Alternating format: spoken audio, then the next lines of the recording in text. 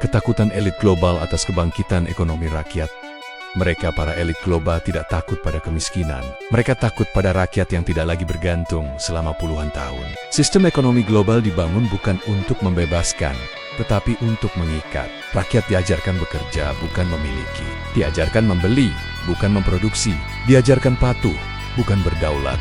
Elit global tidak gentar pada rakyat yang miskin, karena kemiskinan mudah diatur. Yang mereka takuti adalah rakyat yang bangkit, rakyat yang saling berbagi modal, rakyat yang saling menguatkan, rakyat yang membangun ekonomi mereka sendiri tanpa bank besar, tanpa korporasi raksasa, tanpa izin kekuasaan. Ketika rakyat mulai menjalankan bisnis sistem bawah, ketika modal kecil dikumpulkan bersama, ketika keuntungan dibagi adil, ketika usaha tumbuh dari ke desa, disitulah sistem lama mulai retak.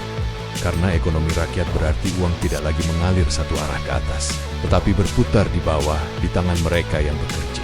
Di kampung-kampung, di pasar kecil, di rumah-rumah sederhana, elit global takut ketika rakyat sadar bahwa kekuatan ekonomi tidak lahir dari utang, tetapi dari gotong royong. Bahwa kemandirian lebih berbahaya daripada perlawanan bersenjata. Mereka takut pada petani yang tidak lagi tergantung pupuk mahal.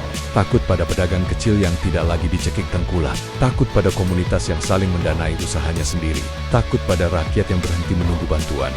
Karena saat ekonomi rakyat bangkit, narasi mereka runtuh. Janji-janji palsu tak lagi laku. Ketakutan tak lagi mempan. Kontrol perlahan hilang. Inilah sebabnya ekonomi rakyat sering dianggap kecil, diremehkan, bahkan dipatahkan secara halus.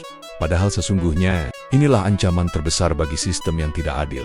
Rakyat yang mandiri, sadar, dan bersatu. Ekonomi rakyat bukan sekadar soal uang.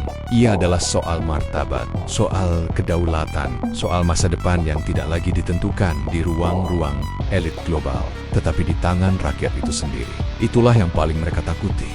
Namun kebangkitan rakyat tidak pernah dimulai dari pidato besar atau kebijakan megah dari atas. Dia selalu lahir dari hal-hal kecil. Dari mesin sederhana yang mulai bekerja kembali, rakyat bangkit ketika mereka berhenti menunggu dan mulai saling percaya. Ketika satu orang punya alat, yang lain punya tenaga. Ketika satu orang punya modal kecil, yang lain punya keahlian. Lalu semuanya disatukan dalam satu kesepakatan. Kita tumbuh bersama. Rakyat bangkit lewat mawah. Bukan sekadar bagi hasil, tetapi bagi harapan, di mana keuntungan tidak ditumpuk, melainkan diputar, di mana usaha tidak dimonopoli tetapi dibagi, di mana kegagalan ditanggung bersama, dan keberhasilan dirayakan bersama. Rakyat bangkit ketika ekonomi kembali menjadi alat hidup, bukan alat penindasan. Ketika uang tidak lagi mengalir keluar desa, tetapi berputar di dalamnya. Ketika anak muda tidak lagi pergi karena terpaksa, tetapi tinggal karena ada masa depan. Rakyat bangkit lewat urunan kecil yang jujur, lewat usaha mikro yang konsisten, lewat pasar-pasar lokal yang hidup kembali, lewat cerita-cerita sederhana yang menginspirasi orang lain untuk ikut bergerak. Tidak ada revolusi besar, yang ada adalah kerja sunyi. Inilah kebangkitan yang tidak bisa dibredel, tidak bisa dibungkam, dan tidak bisa dihentikan, karena ia tidak berdiri di atas kekuasaan, tetapi di atas solidaritas. Ketika rakyat menguasai ekonominya sendiri, mereka sedang menulis ulang masa depan, bukan masa depan versi elit global, tetapi masa depan versi rakyat. Dan dari situlah kebangkitan sejati dimulai.